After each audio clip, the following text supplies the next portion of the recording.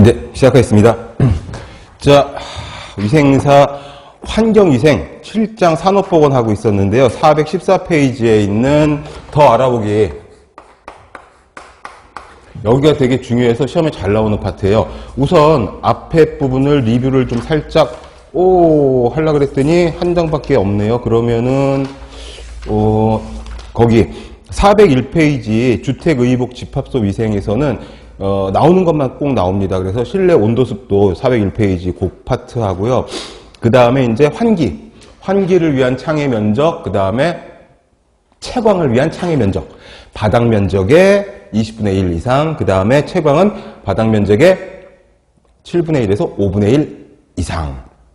그 다음에 이제 개각과 입사각이 가끔 나옵니다. 과거에는 많이 나왔던 파트인데 개각하고 입사각은 이 실내의 자연 채광을 위해서 중요한 파트거든요. 그런데 이제 최근에는 많이 안 나오지만 그래도 좀 알아두시고, 그 다음에 쉬운 문제로 이제 인공조명을 설치할 때 유의할 점, 고려할 사항 이런 것들이 쉬운 문제로 출제가 될 거고요. 그 다음에 조도 기준은 법으로 딱 정해놓은 거는 학교보건법에 교실 책상면 기준으로 300룩스 이상 돼야 된다.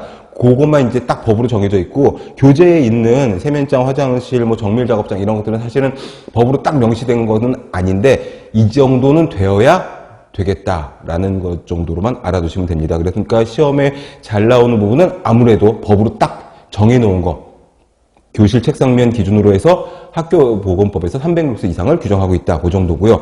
그 다음에 의복 파트에서도 과거에는 의복 파트가 그렇게 중요하지 않았었는데 최근에는 또 이렇게 간간히 문제가 한 2년에 한 번 정도씩 나오고 있거든요. 그래서 함기량, 함기율, 그 다음에 또 뭐 있었죠? 404페이지에 보면은 열 전도성. 함기량이 많으면 공기를 많이 함유하고 있다고 뜻이니까 함기량이 많으면 열 전도도는 떨어집니다. 그 말은 겨울철 의복이라는 뜻이 되는 거고요. 함기량이 적은 건 열 전도도가 높아요. 그건 여름철 의복이라는 뜻이고, 그 단위는 클로, CLO로 한다. 그래서 조금 복잡하게 나오면 보통 작업복은 몇 클로냐, 가장 방한력이 높은 건 몇 클로냐, 이렇게 나올 수도 있어요. 그래서 그것도 좀 체크를 해주시고, 그 다음에 이제 집합소 위생에서 수영장의 수질 기준이 출제가 된 적이 있으니까 수영장의 수질 기준, 그 다음에 목욕물의 수질 기준 달달달 외운다기보다는 이제 어떤 항목이 들어가 있는지 그 정도 체크하시면 좋을 것 같아요. 그리고서 이제 7장으로 넘어가서 산업보건에서는 포트의 음낭암, 최초의 직업성 암이라고 말씀을 드렸었죠. 그게 이제 10세 이하 소년들의 굴뚝청소부가 이제 끓음, 검댕 이런 거에 노출되다 보니까 그 성분이 이제 벤조피렌이거든요. 벤조피렌은 또 알려져 있는 발암물질이기도 하니까 같이 연결해서 보시면 좋을 것 같고, 그 다음에 맨 밑에 있는 413페이지 표 맨 밑에 있는 로리가 진동 공부, 무슨 진동? 국소 진동이다. 그건 무슨 병?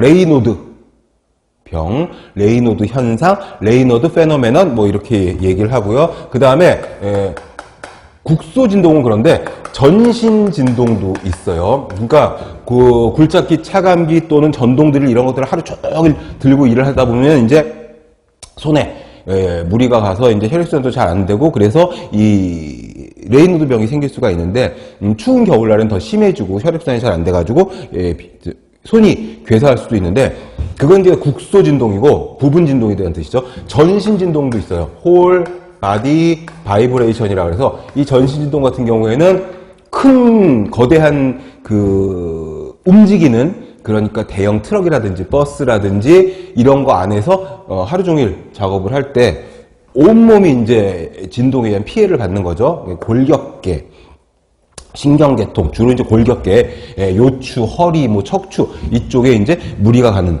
그 부분은 이제 책에 없을 거예요. 아마 뒤에 나올 건데 요 전신 진동도 알아두시면 좋겠다라는 거 하고요. 그 다음에 414페이지로 와서 제일 잘 나오는 게 이제 작업 환경 관리에서, 작업 환경 관리는 지난주에 필기를 해드렸으니까 공학적 대책, 관리적 대책, 그 다음에 개인 보호구가 있었다. 개인 보호구가 가장 기본적일 것 같지만 이건 사실 최후의 수단이다. 개인의 뭐라 그러죠? 사용에 의존하는 거기 때문에 내가 방독면 답답해서 못 쓰겠어. 그러면은 먼지라든지 분진이라든지 유해가스가 많은 데서 덥고 답답하고 귀찮아서 벗어버리면 이제 개인의 피해가 가는 거지. 강제적으로 할 수가 없단 말이죠.